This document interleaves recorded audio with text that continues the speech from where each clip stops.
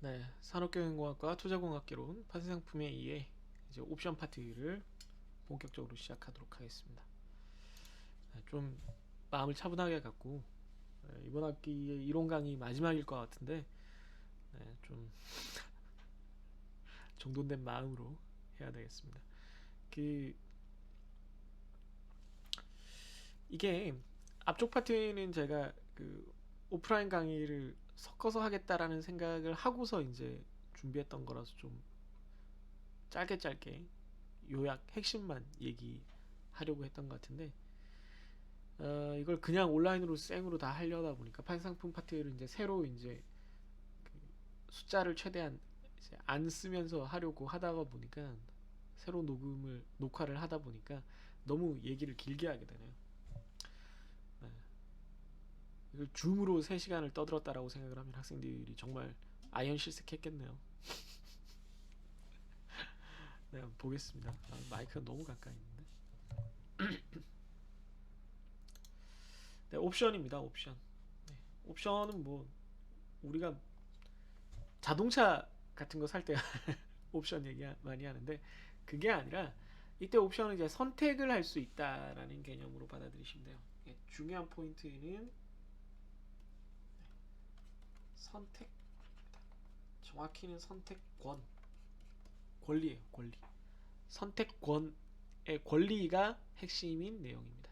그래서 기본 개념이 특정한 거래를 할 수 있는 권리예요. 권리. 그래서 컨틴전트 클레임이라고 부릅니다. 컨틴전트 클레임이라고 많이 부르는데 컨틴전트는 어떤 상황, 비상 상황, 어떤 그 특정 상황을 얘기를 해요. 클레임은 주장, 청구권을 말해요. 그러니까 특정 상황에 대한 청구권을 얘기를 하는 거예요. 네. 보통 컨틴전시 하면은 뭐 이렇게 그 어떤 대안 상황 뭐 그런 걸 얘기를 하거든요.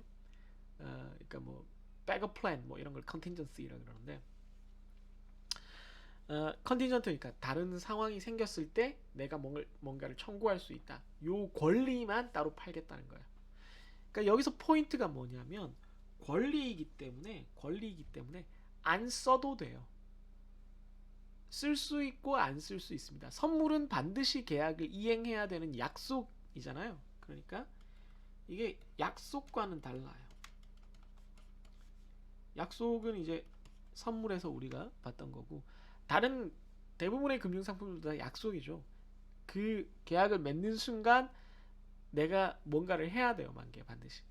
그런데 얘는 권리기 때문에 그 권리를 안 쓸 수 있어요. 그러니까 권리를 실제로 어떤 나에게 도움이 되는 상황이면 쓰겠다. 도움이 안 되는 상황이면 뭐 그 권리 안 쓰겠다라고 할 수 있는 거예요. 되게 유리하죠, 그죠? 되게 유리한. 그래서 그 권리를 쓰는 것을 행사하라 그럽니다. 네. 여기 보면 영어로 exercise 혹은 strike라고 하는데 exercise라는 말을 많이 씁니다. exercise 한다.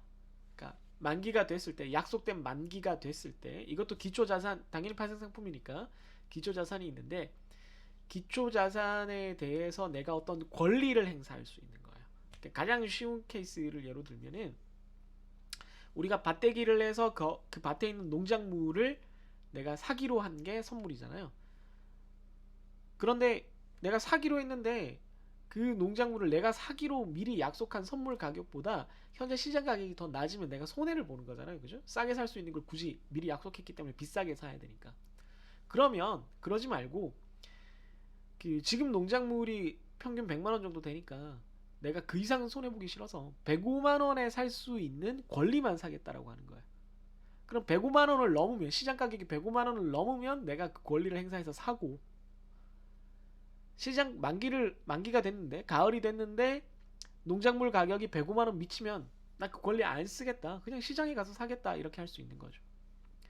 그럼 선물에 비해서 옵션이 훨씬 유리하죠. 그죠? 네, 훨씬 유리해요. 단 이때 권리를 행사를 하면 105만 원의 농작물을 살 수 있잖아요. 그럼 105만 원은 따로 내야 돼요. 따로 돈을 그때 가서 내야 되는 거고 물론 이제 105만 원 내고 사면 시장가가 더 비싸면 그 자리에서 팔아서 이익은 낼 수 있지만 어쨌든 얘는 그렇게 할 수 있는 권리만 따로 이렇게 떼내서 파는 겁니다. 그래서 아래 위쪽으로 다 적용받는 게 아니라 나한테 유리한 쪽만 적용받는 그런 구조입니다. 되게 좋죠? 네, 비싸겠죠? 그래서 권리의 종류가 두 가지가 있는데, 권리의 종류가 살 수 있는 권리, 네.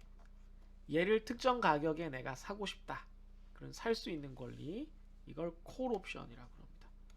사는 걸 롱이라며요. 롱 옵션으로 하면 안 돼요? 안 돼요. 이 옵션 자체는 롱 숏을 할 수 있기 때문에 그게 또 헷갈립니다. 어떤 기초자산 언더라잉을 팔 수 있는 권리를 셀, 팔 수 있는 권리를 풋 옵션이라고 합니다. 네, 콜 옵션, 풋 옵션 이렇게 생각을 하시면 되겠어요. 콜이면 부르는 거죠. 아, 갖고 와. 풋 옵션이면 떠넘기는 거죠. 야, 이거 가져가. 이렇게 되는 거죠. 그래서 기초 자산은 뭐 선물과 똑같이 뭐든 될 수 있고, 권리의 종류가 여기서는 이제 두 가지가 됩니다. 그러면 아니 그냥 살 수 있는 권리를 숏하면 똑같지 않아요? 안 똑같아요. 조금 이따 보여드릴게요. 왜냐하면은 선물과 달리 아까 그 선물에서 우리가 봤던 이 기울어진 직선 기준으로 한쪽 요 중간을 잘라서 이 윗부분 아랫부분을 따로따로 보는 거기 때문에, 네, 이걸 숏하는 게 선물이랑 똑같지가 않아요. 그 다음 만기일, 당연히 선물처럼 만기일이 있고요. 그 다음에 행사 가격이라는 게 있어요. 행사 가격은 뭐냐면은 내가 사기로 한 혹은 팔기로 한 가격입니다. 그러니까 옵션을 가지고 있으면 이게 권리인데, 기초자산을 이 가격에 살 수 있는 권리를 내가 갖겠다라는 거예요. 살 수 있는 권리를. 아까 그 선물은 특정 가격에 사겠다라는 권리가 아니죠. 그냥 만기가 됐을 때 지금 선물 가격을 매겨가지고 이 선물 가격으로 사겠다라는 거예요. 그러니까 그냥 고정돼 있어요. 물론 조정을 할 수 있는데 뭐 보통은 그냥, 네, 이 가격으로, 현재 가격으로 그냥 사겠다라는 거. 현재 가격에다가 이자를 붙인 균형 선물 가격으로 만기 때 그 현물을 사겠다, 기초자산을 사겠다라는 건데, 옵션은 내가 만기에 얼마에 살지를 조정을 할 수가 있어요. 네, 되게 뭐 엄청나게 많이 오를 것 같다. 지금 100인데 난 140 이상 갈 것 같은데, 그럼 나는 한 120에 사겠다. 100에 사겠다라는 권리는 너무 비싸. 그 권리를 팔라고 했더니 너무 비싸게 팔더라고. 그럼 한 120에 사겠다라고 하는 거는 좀 싸게 팔지 않을까? 오케이. 그럼 사는 거죠. 파는 것도 마찬가지고요. 지금 한 100 정도의 형성돼 있는데 좀 가격이 폭락할 것 같아. 그러면 한 95에 팔 수 있는 권리를 나는 좀 구입을 하고 싶다 해놓으면 내가 아무리 손해보더라도 95에는 얘를 팔아치울 수 있다. 이렇게 되는 거죠. 그래서 요 옵션에 대한 그 가격을, 이 옵션 살 수 있는 권리, 팔 수 있는 권리에 대한 가격을 우리가 옵션 가격이라고 한글로는 부르는데 보통 그렇게 잘 안 부르고 옵션 프리미엄이라고 부릅니다. 프리미엄. 네. 앞에서도 이제 우리가 뭐 리스크 프리미엄 이렇게 해서 프리미엄이 나왔죠. 프리미엄은 뭐에다가 얹어지는, 요 위에 올라가는 금액을, 덧붙여지는 금액을 말하는 거잖아요. 그럼 옵션이 프리미엄으로 불리는 이유를 알겠죠? 얘를 실제로 거래하는 그 현물의 가격이 아니라 거기서 특정 가격으로 살 수 있는 권리, 팔 수 있는 권리만 따로 있기 때문에 살짝 얹어지는 이걸 말해요. 그래서 그 현물의 실제 현물은 되게 크잖아요. 예를 들어 뭐 어떤 주식 같은 게 50만 원이다. 그럼 50만 원 선물로 살려고 해도 우리가 4분의 1 뭐 이렇게 레버리지를 해도 10몇만 원 들고 뭐 이랬잖아요. 옵션은 나중에 보시면 그림을 제가 그려드리면 알겠지만 10만 원도 안 돼, 뭐 몇천 원 수준으로 50만 원짜리 주식을 산 것과 똑같은 수준의 수익률을 올릴 수가 있어요. 그럼 레버리지로 따지면 뭐 10배, 100배쯤 되죠. 그렇게 커도 되는 거예요? 라고 누가 묻겠죠. 네. 그렇죠. 그렇게 크면 좀 곤란한 일이 많이 생기겠죠. 네, 그래서 곤란한 일이 많이 생깁니다. 곤란한 일이 많이 생긴 이유를 나중에 말씀드릴게요.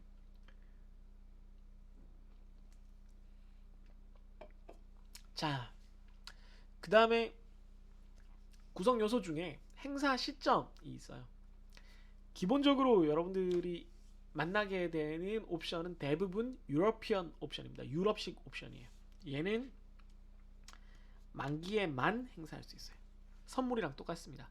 만기가 됐을 때 가격이 어떻게 되느냐, 언더라잉의 가격이 어떻게 되느냐가 행사를 결정을 합니다. 그러니까 아까 내가 105에 팔기로 105에 사기로 한 콜옵션이라 그러면 만기가 됐는데 105보다 크다 그러면 행사를 하겠죠. 시장가보다 싸게 사서 시장가로 팔아버리면 되니까. 그런데 만기가 됐는데 105보다 작다 그러면, 시장가가 더 싸다 그러면 굳이 내가 105나 주고 살 필요가 없으니까 그냥 내가 샀던 옵션이라는 권리는 휴지 조각이 되는 거죠. 그냥 빵원으로 사라지는 거예요. 마이너스 100%예요 수익률. 슬슬 느낌이 오시죠? 그런데 아메리칸 옵션, 미국식 옵션은 만기 이전에 아무 때나 행사가 가능합니다.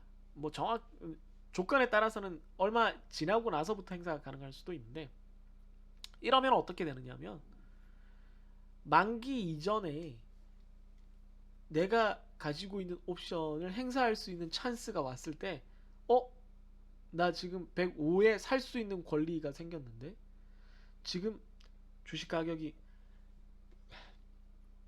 120 정도네. 야, 지금 행사하면 15 그냥 먹는데 더 오를 수도 있지 않아? 아, 몰라, 괜찮아, 지금 행사할래. 행사하고 15 먹는 거죠.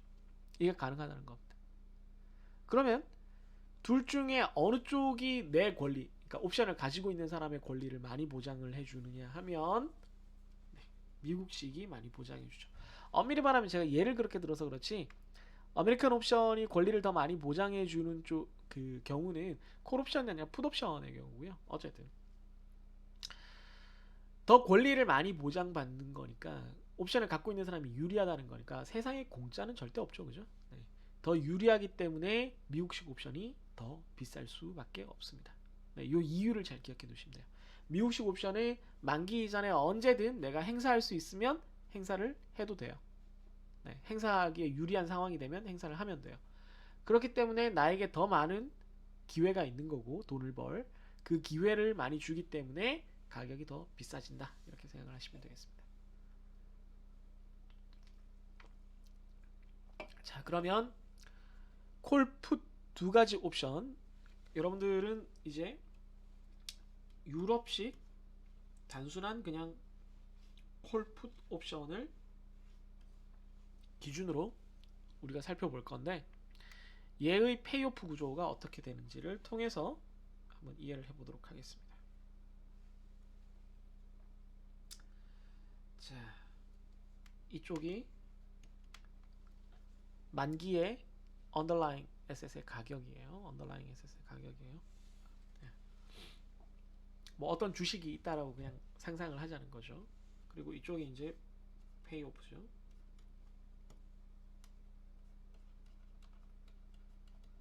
세로축이 페이오프입니다. 그랬을 때 이 주식 가격에 따라서 페이오프가 어떻게 변하느냐를 보기 위해서 선을 하나 더 그리겠습니다. 선을 여기다 하나 더 그릴게요.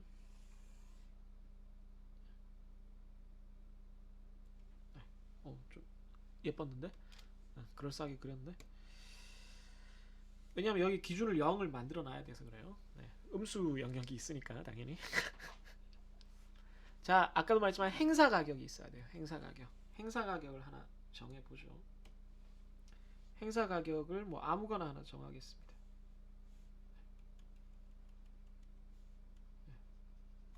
여기를 보통 K 혹은 X로 씁니다. 스트라이크 프라이스 K, exercise price X라고 씁니다. 그래서 상상을 해보자는 거예요. 첫 번째, 우선 초록색으로 표현을 해볼까요? 초록색으로 표현되는 콜옵션을 한번 보겠습니다. 콜옵션을 이렇게 정의를 할게요. 콜옵션을 행사 가격 100짜리 콜옵션이 있다라고 보자는 겁니다. 네. 그럼 어떤 일이 일어나느냐? 우선 그냥 생각을 해보면, 만약에 주식 가격이 이제 여기가 지금 100이라고 했을 때 주식 만기의 주식 가격이 105면 나는 100으로 살 수 있는 콜옵션을 가지고 있어요. 그죠? 그 주식을 나는 100을 콜옵션 증서를 들이밀면, 그러니까 인터넷 쇼핑몰 쿠폰 같은 거라서 이 쿠폰을 들이밀면은 실제 가격이 얼마건 간에 나는 100으로 살 수가 있어요. 그럼 만약에 동네 시장 가격이 105가 됐다 그러면, 105가 됐다 그러면 나는 100으로 살 수 있으니까 선물 때랑 똑같죠. 100으로 사서 시장에 그냥 바로 드립다 105로 되팔면 5만큼을 벌게 되는 거죠. 네. 이런 구조가 되는 겁니다. 이런 구조가 돼요. 자, 그런데 아래쪽은, 선물에서는 이 아래쪽이 있었는데 얘는 없어요. 왜? 왜 없죠? 만약에 주식 가격이, 만기의 주식 가격이 100 밑으로 내려가면 어떻게 한다 그랬어요 아까? 행사 안 해요. 그냥 내가 산 옵션이 휴지 조각이 될 뿐이에요. 이해되셨어요? 그래서 이게 이렇게 됩니다. 이렇게 되는 거죠. 그런데 이건 그냥 페이오프니까 옵션 프리미엄을 지금 고려하지 않은 그런 상황이 되는 거잖아요. 네. 옵션 프리미엄을 고려하지 않은 상황이 되는 거니까 옵션 프리미엄을 고려했을 때 어떻게 될지를 한번 생각을 해보겠습니다. 옵션 프리미엄을 고려를 했을 때 이 옵션의 가격이 뭐 예를 들어 뭐 한 3 정도다. 이 옵션의 프리미엄이 3원 정도다라고 했을 때, 3원 정도다라고 했을 때는 만약에 주식 가격이 105가 되면은 5를 벌어 드리지만 내가 3이라는 옵션 가격을 이미 지불했으니까 2를 벌어 드린 거랑 마찬가지죠. 반대로 옵션 주식 가격이 100 밑으로 떨어지면 나는 한 푼도 못 받고 그냥 옵션은 휴지 조각이 되는 거죠. 그죠? 옵션을 굳이 행사할 이유가 없으니까, 행사하면 더 손해니까. 그러니까 이렇게 되는 거죠.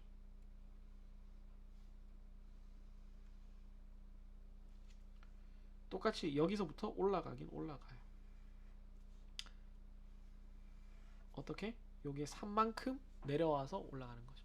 그래서 실제 콜옵션의 페이오프 구조가 이렇게 그려지는 겁니다. 콜옵션 가격을 고려한다면, 네, 고려한다면 위에 있는 선은 콜옵션의 프리미엄을 고려하지 않은 그냥 만기 때의 페이오프만 따진 거고, 아래쪽은 콜옵션 프리미엄을 고려한 페이오프 구조를 그린 겁니다. 이해하셨어요? 네. 자, 그러면 풋옵션 같은 경우 똑같이 생각을 해볼게요.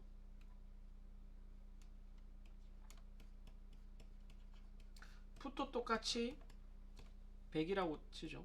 뭐 풋옵션은 좀 더 비싸다고 생각을 해보겠습니다. 풋옵션을 그냥 우선 만기 때 페이오프만 생각을 하면 풋옵션 가격도 똑같이 이렇게 돼요. 100 밑으로 떨어지면, 100 밑으로 떨어지면 그림을 100 밑으로 떨어지면 딱 그만큼 돈을 벌어요. 그런데 100 위로 올라가면은, 그러니까 내가 100으로 팔 수 있는 권리니까, 100으로 팔 수 있는 권리니까 주식 가격이 100 밑으로 떨어지면 예를 들어 90으로 팔 수 있는 시장 상황이 생겼다. 근데 나는 100으로 팔 수 있으니까 90에 사서 내가 풋옵션을 붙여서 100에 팔면 돼요. 그럼 딱 그만큼 차익을 벌어들이는 거죠. 예를 들어 방금 본 것처럼 90이다. 그럼 이게 10이다. 그러면 그림이 예쁘진 않지만 이게 10만큼 이렇게 벌어들이는 그런 구조가 되는 겁니다. 지금 행사가를 똑같이 잡았으니까 그런 거고요. 행사가가 다르면 거기서부터 역시 꺾여서 올라가는 거예요. 그런데 이제 역시 풋옵션도 가격을 고려를 하자면 4라 그랬으니까 조금 더 내려오면 되겠네요. 네, 조금 더 내려와서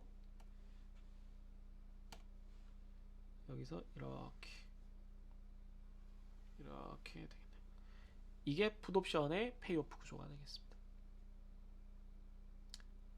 그러니까 선물과 달리 그냥 콜옵션을 숏하면은 풋옵션 되잖아요? 안 되죠.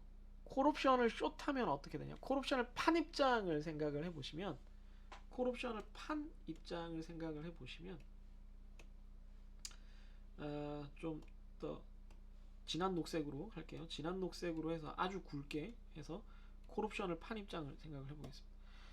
콜옵션을 팔았으니까 반대편이라고 보시면 돼요. 완전히 딱 반대편이니까 지금 콜옵션을 팔았던 입장이니까 주식 가격이 올라가면은 콜옵션을 산 사람이 이득을 보잖아요. 그걸 내가 메꿔줘야 되는 거예요. 네, 그리고 콜옵션을 숏했다라고 하고 다른 말로는 콜옵션을 발행했다라고 하는데 산 사람의 반대편에 있는 거예요. 그러니까 요 지금 초록색 선과 딱 대칭으로 반대로 그려주시면 돼요. 이게 콜옵션을 숏한 경우입니다. 네. 네, 숏 콜. 그럼 풋옵션을 숏한 경우는 어떻게 되겠느냐? 네. 진한 빨간색을 아주 굵게 해서 똑같이 지금 여기가 이쪽으로 마이너스였으니까 이게 좀 더 마이너스가 컸으니까 이렇게 해서 이렇게 해주시면 되겠습니다. 이게 풋옵션의 반대편 숏 풋입니다. 자, 그럼 이걸 지금 대충 지금 이렇게 돼 있어서 그런데 선물에서 대충 그냥 이런 식으로 이렇게 두 방향 있었던 것이 자세히 보시면 오른쪽으로 올라가는 거는 콜옵션 롱에서 커버하고 있고, 그 다음에 요 내려가는 거를 왼쪽에서 계속 내려가는 거는 풋옵션 숏에서 담당하고 있고, 반대로 선물을 숏했을 때 왼쪽 위에서 오른쪽 아래로 이렇게 내려가는 그림에서 이쪽 부분은 그냥 풋옵션에서 담당하고 있고 이쪽 부분은 콜을 숏한 거에서 담당하고 있고, 그러니까 선 두 개였던 게 네 개로 쪼개지는 그런 상황이 된 거예요. 네 가지의 세부적인 권리로 쪼개진 거예요. 그러니까 좀 더 어떻게 됐어요? 투자자들이 원하는 세부적인 조건을 충족시키는 금융상품이 된 거죠. 또 이 옵션이 좋은 점이 뭐예요? 봐서 알겠지만 올라가는 거는 있지만 예를 들어 콜옵션 같은 경우에 보면은 손해를 여기서 이렇게 막잖아요. 더 주식 가격이 폭락한다라고 해도 내가 무작정 손해가 증가하지 않게끔 일정 범위로 막아준다는 장점이 있죠. 그런 의미에서 약간 보험처럼 쓰이기도 합니다. 그래서 해지에도 아주 좋고, 특히 하방 위험만 따로 이렇게 아래쪽으로 떨어지는 위험만 따로 막아준다, 이런 장점이 있습니다. 그러니까 뭐든지 장점이 있으면 단점이 있는 법. 뭐겠어요? 권리만 따로 사는 것 치고는 네, 비쌀 수밖에 없는 거죠. 왜냐면 나한테 유리한 것만 쏙쏙 뽑아서 상품으로 만든 거니까 당연히 비쌀 수밖에 없어요. 풋콜 패러티는 뭐 이것도 차익 거래, 이건 설명을 안 할게요. 시간이 너무 많이 지나서. 그 차익 거래를 통해 가지고 네, 콜과 풋의 이 옵션 가격에 영향을 미치는 요소들이 되게 많이 있는데, 콜과 풋의 이 영향을 미치는 요소들을 가지고 차익 거래를 해보면 조건이 이런 것들이 만들어져서 결국은 풋옵션, 언더라인 에셋 주식 가격, 콜옵션, 그리고 행사 가격, 뭐 이건 이자율이니까 요걸 다 합치면 항상 이런 등식을 만족시키는 균형 상태가 돼야 돼요. 이게 벗어나면 예를 들어 이쪽이 크다 그러면 얘를 팔고 이쪽을 팔고 이쪽을 사고 이렇게 할 거고, 반대로 이쪽이 크다 그러면 뭐 당연히 비싼 쪽을 팔고 싼 쪽을 사고 이렇게 해서 차익 거래를 역시 일으킬 수가 있게 됩니다. 그걸 풋콜 패러티라고 불러요. 요건 뭐 나중에 한번 과제로 내볼까요? 잘 몰라서 안 되겠죠. 네. 옵션 합성 전략 뭐 이런 것만 간단히 설명하고 마치겠습니다.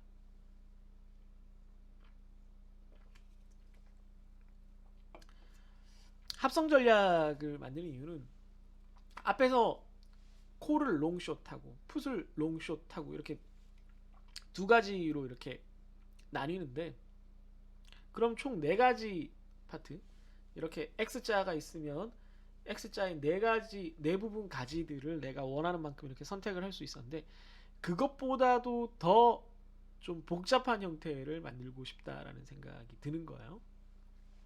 그래서 제일 이제 기본적인 거는 주식과 옵션을 합성하는 경우인데요. 합성하는 전략부터 한번 보겠습니다. 도형에 이런 게 있더라고요. 우선 이런 걸 하나 보겠습니다. 네. 괜찮죠? 네, 쓸만하네. 그래서 제일 처음에 buy stock and short call 하면은 buy stock 하면은 주식 가격은 뭐 행사가가 주식 가격이랑 똑같아야 될 필요는 없는데 뭐 비슷하다라고 보죠. 여기가 S0인데 행사가랑 거의 같은 경우를 한번 보겠습니다. 같을 필요는 없어요, 사실. 네. 그럼 주식 가격은 내가 산 거 대비 올라가면 좋은 거고 내려가면 안 좋은 거니까 이렇게 되겠죠, 그죠? 네, 이게 주식이 되겠습니다. 주식을 산 페이오프가 되겠죠. 우선 그 다음에 콜 같은 경우는 우리가 앞에서 봤으니까 콜 같은 경우를 생각을 해보면 콜이 어떻게 되죠? 행사가보다 위면은 좋고 아래면 안 좋고 대충.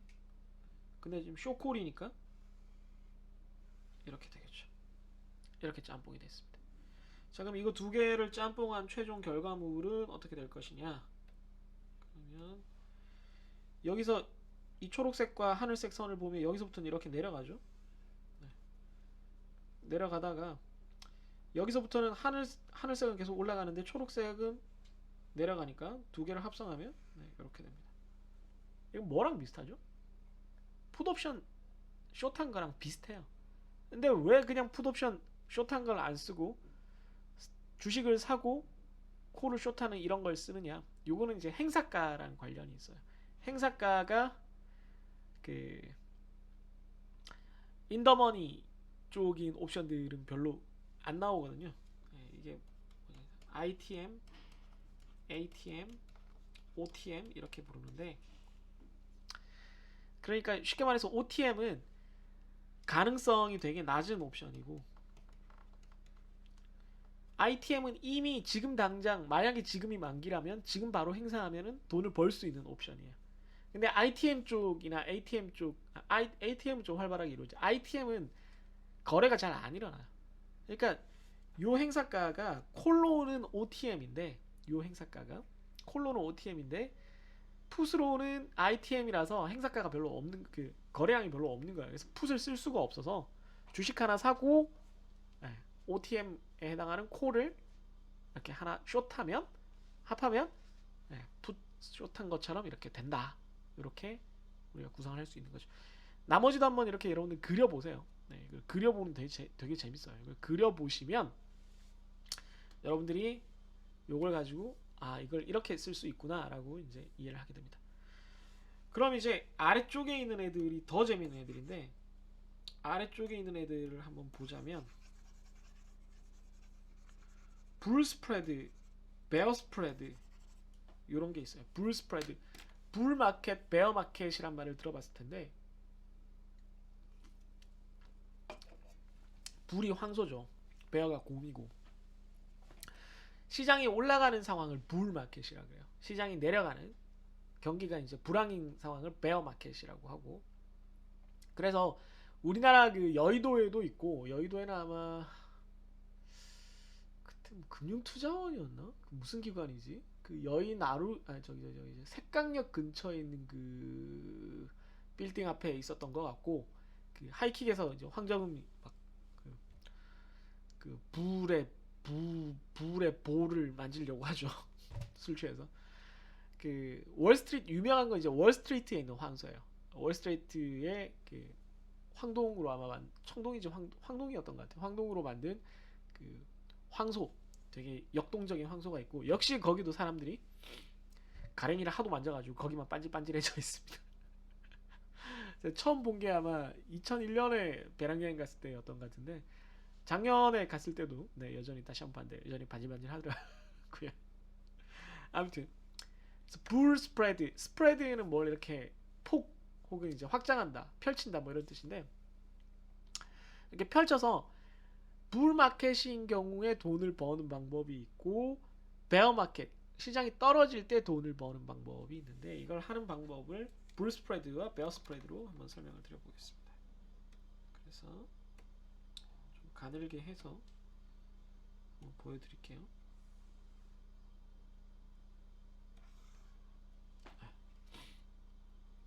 사실은 행사가가 하나 더 있어야 돼서 하나를 더 그리겠습니다.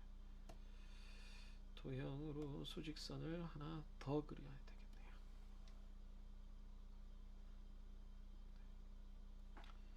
되겠네요. 이렇게 행사가가 두 개가 있습니다. 행사가가 두 개가 있는데 완전히 평행은 아닌 것 같지만 적당히 이해해 주세요. 첫 번째 콜 옵션을 어떻게 형성을 할 거냐 하면 첫 번째 콜 옵션을 첫 번째 행사가에 대해서 낮은 쪽 행사가에 대해서 콜 옵션을 살 겁니다. 그러면 여기까지 행사가까지 와서 거기서부터는 이렇게 돈을 벌 수 있는 구조가 되겠죠. 프리미엄 레더라도. 그죠? 이게 수평인데 그림이 좀 안 예뻐요. 자, 그럼 두 번째 콜 옵션은 어떻게 살 거냐면 두 번째 콜 옵션은 더 높은 행사가에서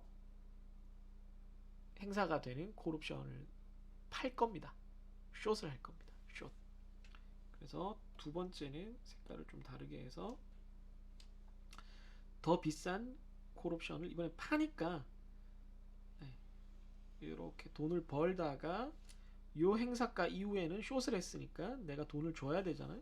그래서 이렇게 됩니다. 자, 그럼 이걸 합성을 해보면 최종적으로 어떻게 되느냐 하면 요거랑 요거를 보시면 아래쪽 행사가의 콜 옵션이 더 비싸요. 당연히 얘가 행사가 될 가능성이 더 높기 때문에. 그죠? 110에 살 수 있는 권리가 120에 살 수 있는 권리보다 더 크잖아요. 110은 가능성이 좀 높으니까. 그래서 요거 두 개를 합치면 약간 마이너스 쪽이 돼요. 물론 근데 이 초록색 연두색을 그냥 사는 것보다는 싸겠죠. 이 초록색도 약간은 있으니까. 그래서 요렇게 가다가 여기서부터는 위에 거는 그냥 그대로 계속 평행인데 밑에 거가 올라가기 시작하니까 올라갑니다. 여기까지. 그러다가 두 번째 행사가를 만나게 되면은 연두색은 계속 올라가고 진초록색은 내려가게 되니까 두 개를 합치면 이렇게 되죠. 그래서 두 행사가 사이에서만 이렇게 돈이 쭉 증가하다 그 이상에서는 돈을 벌긴 버는데 고정된 상태로 고정된 수익률로 가는 거를 베어 스프레드라 죄송합니다. 불 스프레드라 그럽니다. 이게 불 스프레드예요.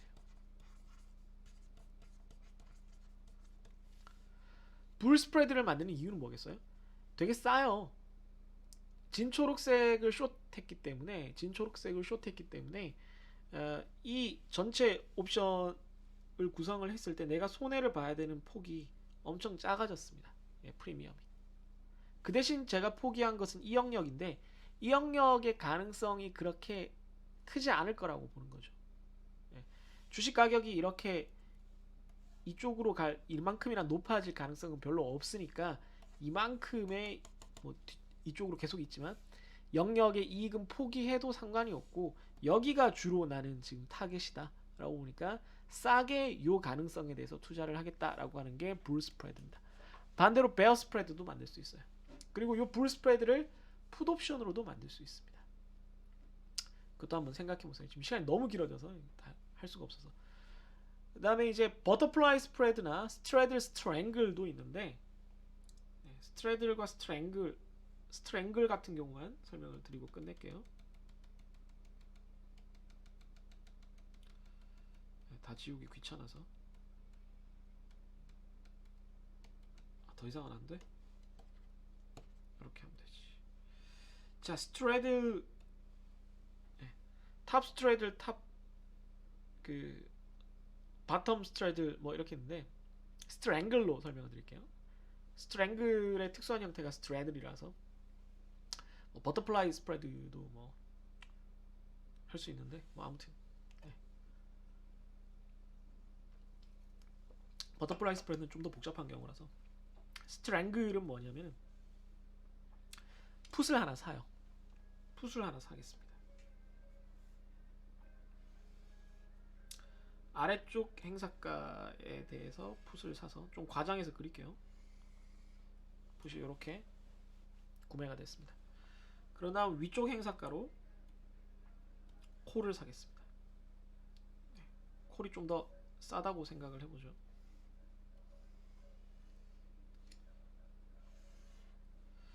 자, 그럼 이거 두 개를 합한 최종적인 페이오프가 어떻게 되겠습니까? 첫 번째 행사가 이전 영역에서는 이것도 얘도 마이너스고 얘도 마이너스니까 두 개 합친 마이너스만큼 한 이쯤 그래서 계속 내려오는 그런 그래프가 생길 겁니다. 여기까지. 그러나 가운데 영역에서는 둘 다 수평이니까 얘도 수평이 되겠죠. 그 다음 위쪽에서는 초록색 때문에 올라가긴 올라갑니다. 네, 평행하게 올라가죠. 요런 구조를 가지는 게 strangle입니다. strangle. 네, strangle. 두 개의 행사 가격을 하나로 합쳐버리면 straddle이 됩니다. straddle. 네. strangle을 하는 이유가 뭐였어요? 지금 예를 들어서 현재 주식 가격이 이 근처에 있는데 내 생각에는 요 근처에 있을 것 같진 않고 지금 뭐 예를 들면 뭔가 지금 뭐 어떤 정책이 집행될 것 같은데 아니면 어딘가에 무슨 일이 생길 것 같은데 그게 잘 되면 대박이 나거나 안 되면 쪽박이 나거나 둘 중 하나지 미적지근한 중간은 없다라고 생각하면 이런 탑스트레이드를 쓰면 됩니다. 탑스트랭글. 반대로 생각을 하면 뭐 얘를 반대로 구성을 해서 숏도 팔고 아니 풋도 팔고 콜도 팔고 그러면 이런 형태로 구성이 되겠죠. 그러면 지금 주식 가격 근처에 혹은 이 두 행사 가격 근처에 어디로 미래가 발생을 했을 땐 내가 무조건 돈을 벌고 그 외의 경우에는 돈을 잃는 구조가 되겠죠. 그런데 벌어들이는 건 한계가 있는데 잃는 건 한계가 없기 때문에 조금 위험하긴 해요. 근데 요 스트랭글을 이렇게 양쪽으로 양매도 친다 그러는데 양매도 친 스트랭글을 굉장히 많이 씁니다. 기관들이 특히나 이걸로 돈을 많이 벌어요. 개인들은 매도하는데 좀 제약이 있기 때문에 이걸 통해서 돈을 버는 이유를 뭐 시간이 되면 뭐 돈의 그 옵션의 블랙숄즈 모형과 뭐 이렇게 타임 밸류를 막 설명을 드리고 하고 싶은데 시간이 너무 부족하네요. 네. 그래서 옵션 가격을 구하는 방식이 이제 이항나무 모형이 있는데 네. 전에도 이번 학기 그 진도 나가면서 설명드렸지만 마지막에 마무리 문제풀이까지 해보고 혹시 시간이 남으면 요거는 추가 보너스처럼 한번 설명을 드리겠습니다.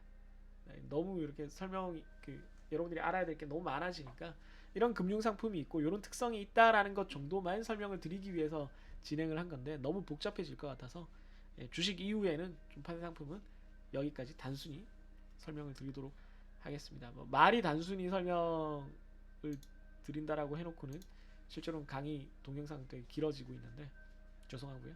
어쨌든 뭐 또 문제풀이 시간이나 이런 것들로 돌아오겠지만 한 학기 동안 여러분들 되게 낯선 분야 산업경영과학과 학생들한테는 이런 파트가 좀 부족했을 것 같다는 생각이 드는데 뭐 기술경영도 이제 생겼고 경제성공학, 기술경영, 품질경영도 사실은 사례 위주 그리고 그 경영 가치 위주의 과목이니까